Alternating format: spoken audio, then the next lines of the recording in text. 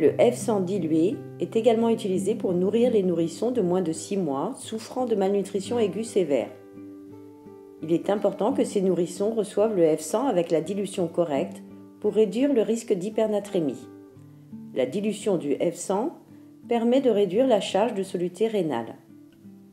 Afin de préparer le F100, nous devons d'abord suivre les instructions sur l'étiquette de la boîte de F100. Pour préparer l'alimentation pour un enfant qui pèse 4 kg, nous devons consulter le tableau de référence de l'OMS pour connaître la quantité nécessaire pour un enfant de ce poids.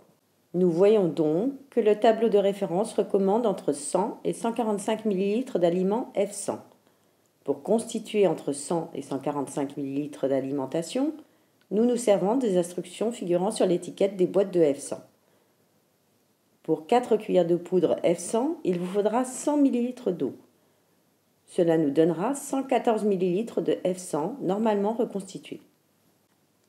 Maintenant que nous avons reconstitué le F100 en suivant les instructions sur l'étiquette, nous avons besoin de rajouter 30% d'eau supplémentaire.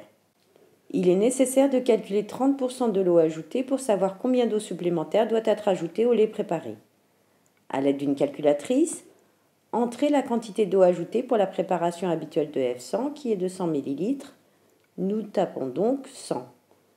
Maintenant, nous devons multiplier ce montant par 30%. La quantité d'eau supplémentaire nécessaire pour diluer la préparation est donc de 30 ml.